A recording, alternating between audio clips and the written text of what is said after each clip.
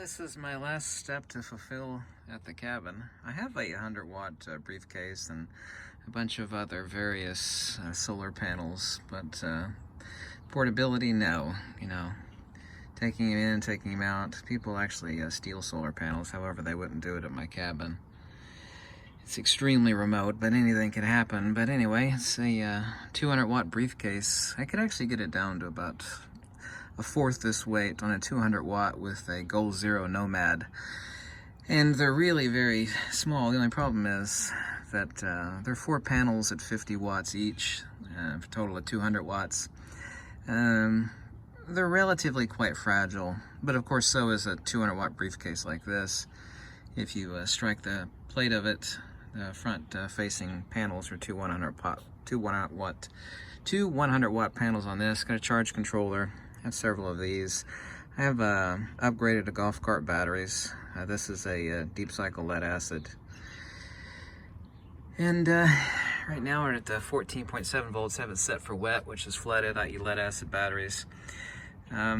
This is actually a Renogy briefcase with adjustable legs. The only crummy part about this, it actually comes with a really nice case, way better than like the Boulder. Boulder makes a 200-watt monocrystalline panel like this also. This panel is $365, but the latches on this are really crummy. I actually have Velcro set up, industrial hook and loops set up to close the briefcase. But it's got two latches, but a really nice case, actually the nicest case in the industry for a briefcase.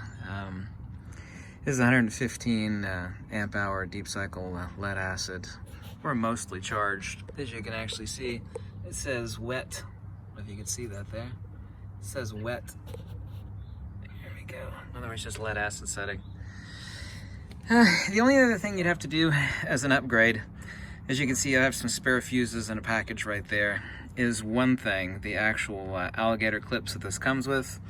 It comes set with a 10 amp or 15 amp fuse. Since this is a 200-watt panel, other people reported burning their fuses out. You should have spare fuses, which I do have hook and loop to the inside of the back side of one of the 100 amp panels.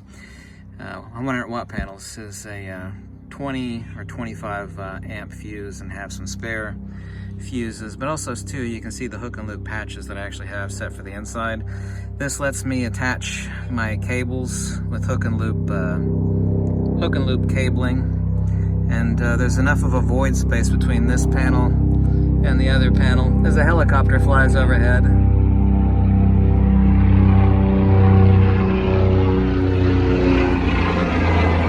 It's always a helicopter. Such that it gets your cabling out of the way. So you don't want your cabling being pinched when you actually lash the briefcase back up. I know of no other than picking a relatively fragile 200-watt Goal Zero Nomad, know of no other option that's more portable.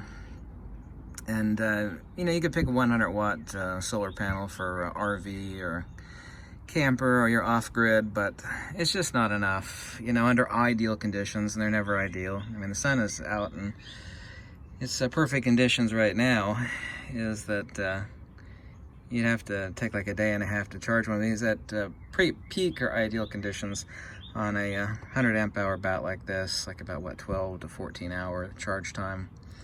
And I'm not talking about running the house or anything off of a battery like this. I have multiple batteries and some large 12 volt, they're 84 pounds, 150 amp hour golf cart batteries, 12 volt interstates, but I'm gonna run a refrigerator, I'm not gonna run anything more than like an LCD TV and recharge my laptop, and some lighting equipment.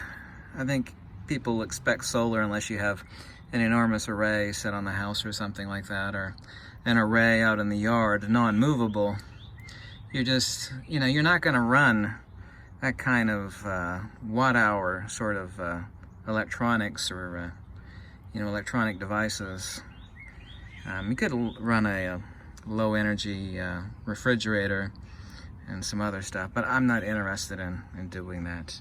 Just to power the essentials like lighting and computer and a TV. Not that a TV and a computer are essential.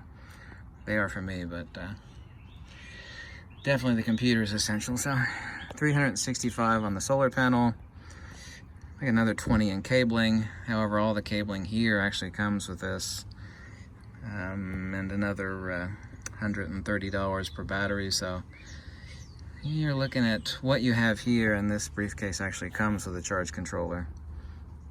You're looking at right about $550 on everything you see here, but that's just one battery. You're gonna need more than one battery.